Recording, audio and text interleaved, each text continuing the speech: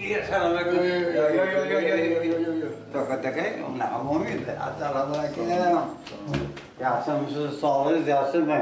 Yoshlarimizga o'rnaksiz.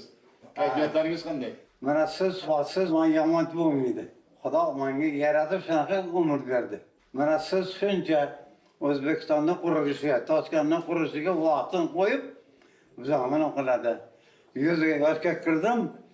Endi bilasizmi, umrimda kam yiqilganman. Yiqilib bordim. Shuncha odamga sizni yuborgan badakayizga katta rahmat. Salomatlik tinchini bersin, baxtingizni bersin. Ilohi. Bolalaringizni rohatini ko'rishlarni yaxshi kunlari sizlarga nasib qilsin. Ilohi. Bizni baxtimizga sog' salomat bo'ling asar. Rahmat. Baxtingiz bersin.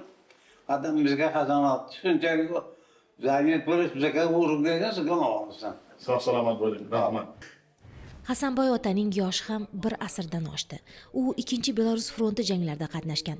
Kenigsberg va Berlin devorlariga o'z qo'li bilan g'alaba bayrog'ini osgan avlodning ishtirokchisi. Vatanga qaytgach Bekobodda g'isht quydi, Sirdaryo Gresida usta bo'ldi, frontda yiqqan matonatini mehnatga aylantirdi. Hasanboy otaning 6 farzandi, 30 nevarasi va 50 evarasi bor. Bitta insondan butun bir qishloq unib chiqqan. Rahmat sizlarga. Har bayramda qo'lib qo'ymaysiz. Prezident sovg'a kelib boshlari yo'q. Ko'p yillar shunday pochalarni kelib tursin sizga. Albatta umringiz uzoq bo'lsin. Ishlaringiz doim o'ngdan kelib muvaffaqiyatli bo'lsin. Aytganingiz kelsa ilohi. Xalqimiz tinch, O'zbekistonimiz tinch, yangi O'zbekistonimizni gapni ochiqlar.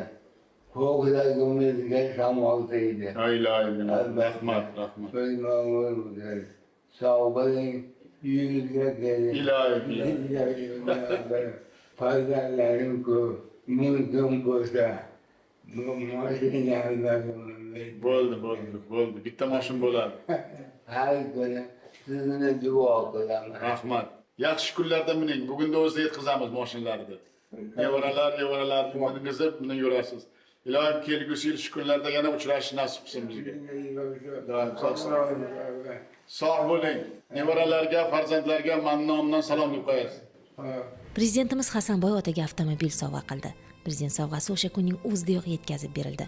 Otaning kayfiyati juda chog'.